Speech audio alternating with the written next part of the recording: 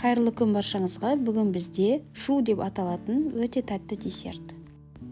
Ең бірінші 125 мг су, оның үстіне сары майды салып, баяу отта ерітіп аламыз. Ерген соң шым-шым тұз себеміз және де бір ас қасық шекер саламыз.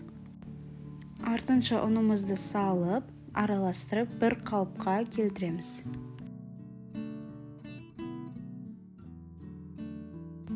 Дәл видеодағыдай қамыр болған кезде басқа ыдысқа салып суытып аламыз.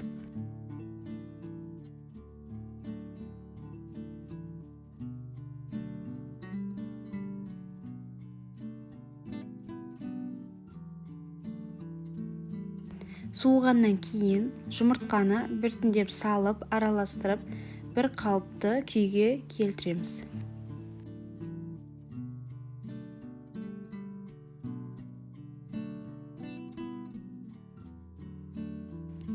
Енді кракелин деген қалпақша жасаймыз. Шекер, май, ұнды араластырып, қамыр илейміз.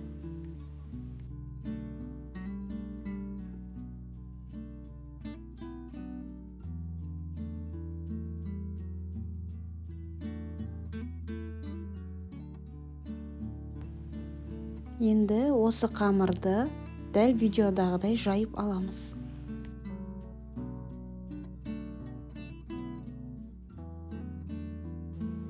Енді бұл қамырды тоңазытқышқа 1 сағатқа салып қоямыз. Өзіңізде бар кескішпен осылай кесіп алып, дайындап қоямыз. Енді қамырды табаға құямыз, астына пергамент төседім, жабысып қалмас үшін. Осылай дәл видеодағыдай құйып шығамыз.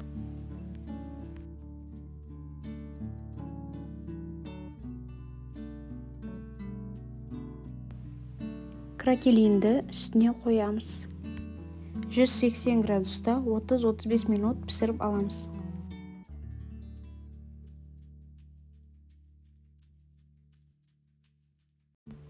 Кейін дәл видеодағыдай астын тесіп, ішіне крем құямыз.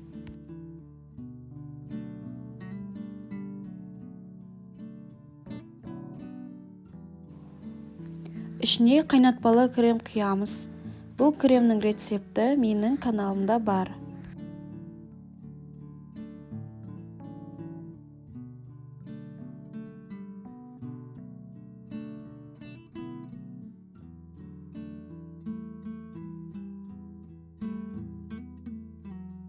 Міне біздің тәтті пирожныйларымыз дайын. Дәмі өте тәтті, нәзік әрі жұмсақ.